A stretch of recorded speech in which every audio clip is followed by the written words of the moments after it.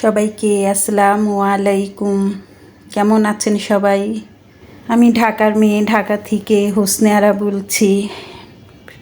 ভিডিওর প্রথমেই শুরু করছি ফুলের শুভেচ্ছা দিয়ে। সবাইকে বেলি ফুলের শুভেচ্ছা।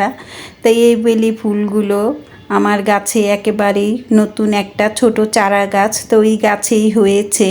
মাশাল্লাহ, আমার বারান্দায় এখন একেবারে বেলি ফুলে মৌ মৌ ঘ্রাণে ভরে গেছে। তার সাথে তো আমার রান্নাঘরটা, তা আমি যখন রান্না করি এই বেলি ফুলের কিন্তু ঘ্রাণে একবারে মুগ্ধ হয়ে যাই। আর এই বেলি ফুল হলো আমার প্রিয় একটি ফুল। সব ফুলই দেখতে অনেক সুন্দর, যেরকম গোলাপ কিন্তু দেখতে অনেক সুন্দর, তার মাঝে কিন্তু কাঁটাও আছে। কিন্তু এই বেলি ফুল দেখতে যেরকম সাদা, তার ঘ্রাণটাও কিন্তু সেই রকম। যাই হোক, চলে আসলাম সকালবেলার নাস্তা বানিয়ে। তারপরে সবার নাস্তা খাওয়া শেষ, যায় যে যার কাজে চলে গেছে। এখন একেবারে পুরো ফ্ল্যাটটা খালি। তাই এখন সবচাইতে বড় কাজ হলো আমার কালকে যে কাপড় আর কি ওয়াশিং মেশিনে দিয়েছিলাম সেটা পরিষ্কার করা হয়ে গেছে এবং শুকিয়েও গিয়েছে। তো ওগুলো আগে ভাঁজ করে নিচ্ছি। আর কাপড়গুলো আগে গুছিয়ে নেওয়ার কারণ হলো, শুকনো কাপড় যদি এখানে ওখানে ছিটিয়ে পড়ে থাকে আমার কাছে একেবারেই দেখতে ভালো লাগে না। তার জন্য সকালবেলা নাস্তা খাওয়া দাওয়া সবার কাম সেরেই যদি ওরা বাইরে চলে যায়, তারপরে আমি লেগে যাই আর কি আমার কাজে। আমি রান্না এটা পরে করি, আগে হলো আমার ঘর গুছানো। আমার কাছে মনে হয় ঘরগুলো যদি সুন্দরভাবে গুছিয়ে রাখি তাহলে মনে হয় যে আমার সব কাজ একেবারে সম্পূর্ণ হয়ে গিয়েছে। তা আজকে আর কি আপনাদের সাথে আমার প্রতিদিনের যে রান্না বাড়ার তো আপনাদের এগুলা দেখাই, আবার হলো ঘোরাগাড়ি এটাও দেখাই। কিন্তু আজকে একটু আপনাদের সাথে শেয়ার করব সকাল থেকে কি কি কাজগুলো আমি কীভাবে করে নেই এবং সহজভাবেই ঘরটর কীভাবে পরিষ্কার পরিচ্ছন্ন রাখা হয় সেটাই একটু শেয়ার করছি। আশা রাখছি আপনাদের কাছে ভালো লাগবে। তাই এই তো বিছনার চাদর এবং আমার কাপড়গুলো ভাঁজ করে নিয়েছি এবং আপনার ভাইয়ার কাপড়গুলো সবগুলো ভাঁজ করে নিয়েছি। এগুলো হলো লন্ড্রিতে যাবে, তার জন্য এই কাপড়গুলো আমি আলাদাভাবে এভাবে ভাঁজ করে একটা শপিং ব্যাগে ভরে রাখি, যাতে করে ওনার নিয়ে যেতে সুবিধা হয়। এবং গোনেদেরই আমি যাওয়ার সময় বলে দেই যে এখানে এতগুলো কাপড় আছে। তারপরও আপনার ভাইয়া আবার এগুলো বের করে সে আরেকবার গণনা করে তারপরে লন্ড্রিতে দিয়ে আসে আয়রন করার জন্য। আমি কিন্তু বাসায় আয়রন করি না। তাই এভাবে করে সবগুলো কাপড় জায়গায় রেখে তারপরে আসলাম হলো বেডগুলো গুছানোর জন্য।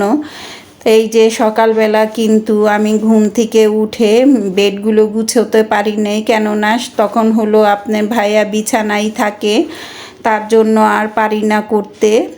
তা যখন ওনারা চলে গেছে তারপরে এই যে আমার বেডটা করে নিলাম। তারপরে অফ ক্যামেরায় ছেলের বেডটাও একটু করে নিচ্ছি। দেখুন একেবারে টান টান করে যদি এভাবে বিছনার চাদরটা যদি বিছানো হয় মনে হয় কি যে একটা শান্তি লাগছে। আর মনে হয় বাড়ির মনে হয় সব কাজগুলো শেষ হয়ে গিয়েছে। তা আমি কিন্তু প্রতিদিনই এভাবে আমার কাজগুলো আর কি করে নেই। আর ঘর সাজানো কিন্তু তেমন কোনো দামি ফার্নিচার বা দামি কিছু দিয়েই যে ঘর গুছাতে হবে বা ঘরে সৌন্দর্য আনতে হবে তা কিন্তু নয়। আপনার ঘরে যা আছে আপনি তা দিয়েই যদি ঘরটাকে সুন্দরভাবে ঝেড়ে পুছে প্রতিদিন একটু ঝাড়া পোছা তো করতেই হয় আমাদের, ঝেড়ে পুছে একবারে বিছনাটাকে টান টান করে যদি বিছিয়ে রাখি তাহলেই কিন্তু মনে হয় ঘরে সৌন্দর্যটা ফিরে আসে। একবার খেয়াল করে দেখবেন অগুছানো চাদর আর হলো গুছানো টান টান বিছনার চাদরের মধ্যে ঘরের সৌন্দর্যটা কতটা পার্থক্যদায়ক। তাই যাই হোক আমি সব কিছু করে তারপরে সোফাগুলো ঝেড়ে টেরে একবারে ফার্নিচারগুলো পোছা করে শুধু টিভিটা পুছিনি, আর সব কিছুই কিন্তু একবারে পোছাপাছি করে এই যে দেখুন আমার টিভির ক্যাবিনেটে কিন্তু সেই রকম কোনো দামি কোনো আসবাবপত্র বা কোনো শোপিস নেই, একবারে সিম্পল আমার বাসায় যা আছে ওগুলো দিয়েই কিন্তু আমার টিভির ক্যাবিনেটটা আমি গুছিয়ে রাখি। সব সময় কিন্তু আমি এভাবে করেই এগুলো আর কি পরিষ্কার করি। তাই এখানে যে ছোট্ট একটি অ্যাকুরিয়াম, এখানে মাছ ছিল, আজকে এই মাছটা মারা গেছে। বিশ্বাস করবেন এই মাছটা মরে যাওয়াতে আমি যে কান্না করেছি, আমার এত কষ্ট লেগেছিল, মনে হয় আমার কারণেই হয়তো বা এই মাছটা মরে গেছে। একটি মাছ ছিল আর মাছটা বেশ বড়ই ছিল। তাই যাই হোক চিন্তা করেছি যে আবার এবার দুটো মাছ এনে একসাথে রেখে দিব। তাই এই তো ডাইনিংটাও কিন্তু পরিষ্কার করে নিয়েছি, এবং আমি কিন্তু আমার ডাইনিংয়ে কোনো রান্নার বা কিছু আমি আর কি রাখি না, কেননা আমার ডাইনিংয়ের উপরে গ্লাসের নিচে আর কি এমন একটা ডিজাইন করা আছে যেটা নাকি মনে হয় আমি রান্নার দিয়ে রাখলে আমার এত সুন্দর ডিজাইনটা আর দেখা যাবে না, তার জন্য কিন্তু আমি কোনো রান্নার ব্যবহার করিনি। তাই তো ডাইনিংয়ের সাথেই আবার আমার ওয়াল ক্যাবিনেটটা, তা ওখানেও কিন্তু আমি যে আমার যে সামান্য কিছু আর কি কাচের জিনিস আছে এগুলা দিয়েই কিন্তু আমি গুছিয়ে নিয়েছি। তাই এই যে দেখুন ঘরটর কিন্তু এভাবে, এই যে বললাম আপনার কাছে যা আছে তা দিয়েই যদি আপনি সুন্দরভাবে একটু পরিষ্কার পরিচ্ছন্ন করে গুছিয়ে রাখেন, তাতেই কিন্তু আমাদের ঘর বাড়ি অনেক সুন্দর লাগবে, দেখতে ভালো লাগবে।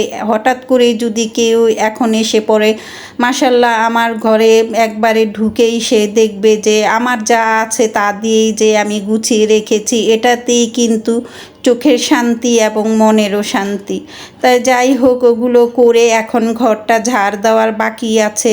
তার আগেই কিন্তু আমি বাইরে যে একটা পাপোশ দেওয়া থাকে সেটাকে আগে একটু পরিষ্কার করে নিই। অনেকেই দেখি যে বাসাবাড়ি ঢোকার আগে একবার বেশ কিছু জুতো থাকে যেগুলো বাইরে ব্যবহার করা একবারে ছড়ানো ছিটানো, পাপোশগুলো একবার ময়লা হয়ে থাকে ধুলাবালি দিয়ে।